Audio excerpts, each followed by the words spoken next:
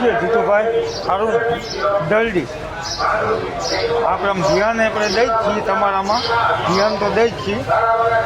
મેં મુસલમાન છે અને આપણે આમ ધ્યાન દઈએ. આ 50 વીઘા જમીન છે, પાણી સારું તમારા હિસાબે આવે.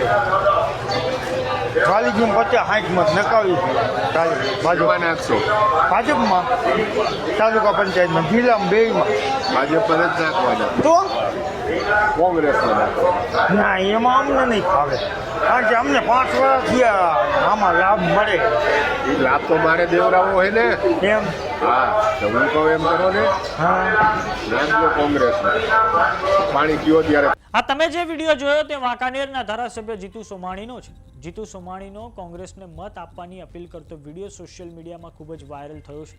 આ વિડીયો પર ભારે વિવાદ થયા પછી ભાજપના ધારાસભ્ય જીતુ સોમાણીએ સ્પષ્ટતા કરવા માટે એક પ્રેસ કોન્ફરન્સ કરી છે અને આ વાયરલ વિડીયોને જીતુ સોમાણીએ પોતાને બદનામ કરવાનું ષડયંત્ર ગણાવ્યું છે. તો આવો જાણીએ સમાચાર વિસ્તારથી. નમસ્કાર, જમાવટ સાથે હું છું પાર.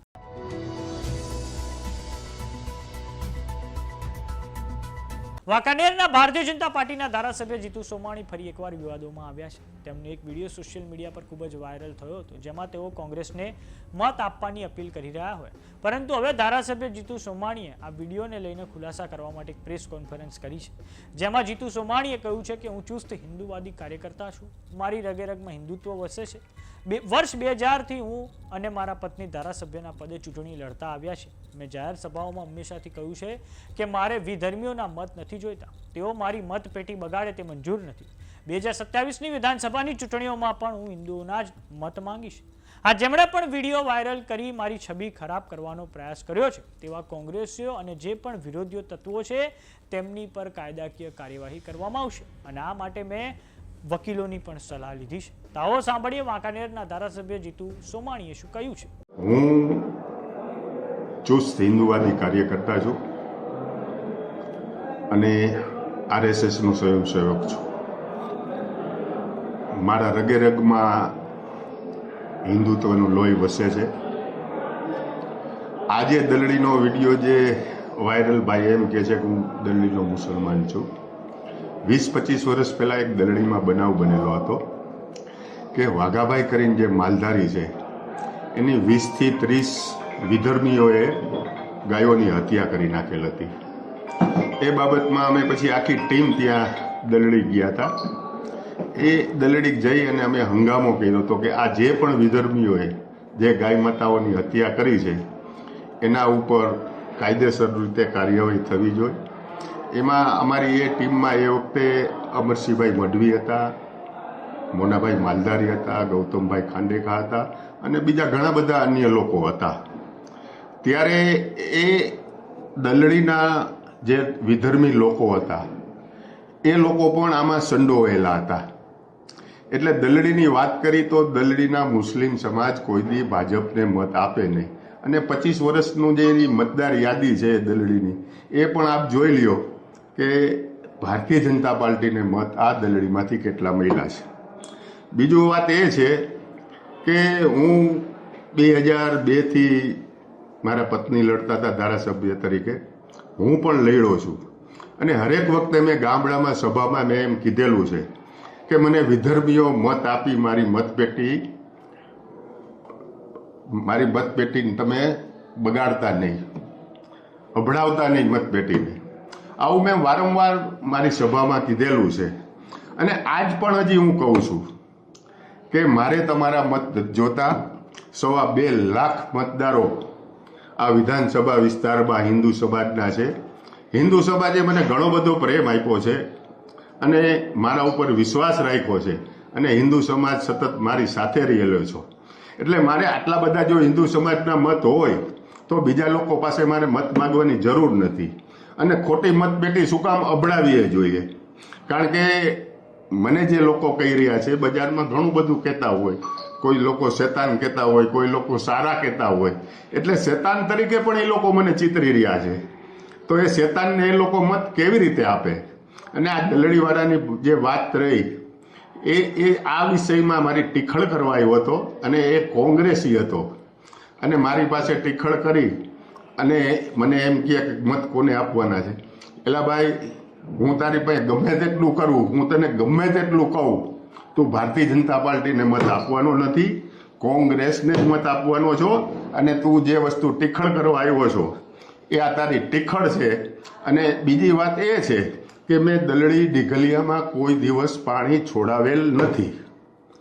આવી જ રીતે હું રાત્રે 1 વાગે કુવાડવાથી આવતો હતો અને કલાવડી પાસે એક હોટલ છે, એ હોટલે હું ચા પાણી પીવા ઉતરો એટલે ત્યાં ઘણા બધા લોકો હતા.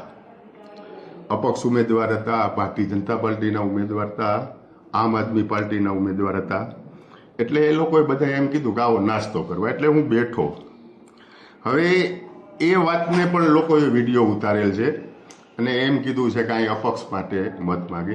એટલે ભાઈ ભારતીય જનતા પાર્ટીના ઉમેદવાર છે, આમ આદમી પાર્ટીના ઉમેદવાર છે, અપક્ષ ઉમેદવાર છે અને બધાના કાર્યકર્તા છે, તો હું અહીંયા મત કઈ રીતે માગી શકું? આ એક મને બદનામ કરવાનું કાવતરું છે અમુક તત્વોનું, અને એ બદનામ કરવાનું કાવતરું ઘડી રહ્યા છે. પણ મારી પાસે પુરાવા છે કે ત્યાં આમ આદમી પાર્ટીનો ઉમેદવાર હતો, અપક્ષ ઉમેદવાર હતા અને ભારતીય જનતા પાર્ટીના ઉમેદવાર હતા. ભારતીય જનતા પાર્ટીનો રાજાવડલા સીટનો ઉમેદવાર ભાજપનો પણ ત્યાં હાજર હતો.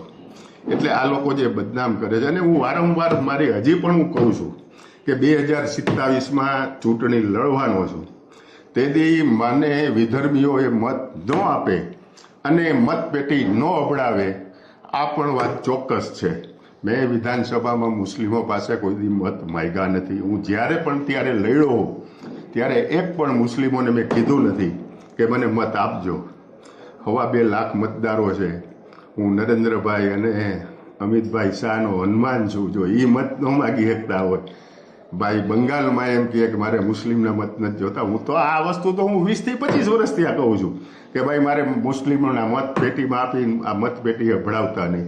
બસ આ જ વાત છે, બીજી કોઈ વાત નથી. આ વિડીયો બનાવવા માટે થઈને જે વ્યક્તિ તમારી પાસે આવ્યો અને ત્યાર પછી જેણે આ વાયરલ કરવાનું કૃત્ય કર્યું, એના વિરુદ્ધ કોઈ કાર્યવાહી કરવાનું તમે વિચારી રહ્યા છો ખરા, કે જાણી જોઈને તમારી છબી બગાડવા માટેનો પ્રયત્ન થયો છે? એટલે એ કોંગ્રેસનો માણસ હતો. એ કોંગ્રેસના માણસની પાછળ કોઈ પણ મારા વિરોધી તત્વો હોઈ શકે છે. અને હમણાં જ મેં વકીલ પાસે સલાહ માગી છે કે આના ઉપર શું થાય. એટલે એને સામાન્ય તો એ રીતે કીધું છે કે પોલીસ સ્ટેશનમાં ફરિયાદ ન થાય, કોર્ટમાં થાય. હું વકીલ પાસે સંપૂર્ણ રીતે જાણકારી કરી અને આની પાછળ આ ભાઈ અને એની પાછળ કયા તત્વો સંડોવાયેલા છે એને હું 100% ખુલ્લા કરીશ. બાકી હું હિન્દુ છું, હિન્દુ રહેવાનો, હિન્દુ પાસે જ મત માગવાનો છું, એ વાત ચોક્કસ છે. વિધર્મીઓના મારે મત જોતા નથી અને વિધર્મીઓ મારી મતપેટી અબડાવે નહીં, આ પણ ચોક્કસ વાત છે.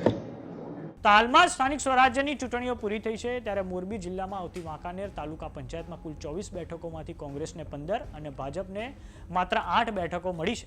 કોંગ્રેસે મોરબી જિલ્લામાં માળિયા નગરપાલિકામાં પણ 17 બેઠકો મેળવીને સારું પ્રદર્શન કર્યું છે. તો સમાચારોમાં અત્યારે બસ આટલું. જોતા રહો જમાવટ. જો તમે અમને યુટ્યુબ પર જોઈ રહ્યા તો સબસ્ક્રાઇબ કરો, જો તમે અમને ફેસબુક પર જોઈ રહ્યા તો ફોલો કરો, સાથે જ અમારી વોટ્સએપ ચેનલ આવી ગઈ છે, જોઈન કરવાનું ના ભૂલતા. નમસ્કાર.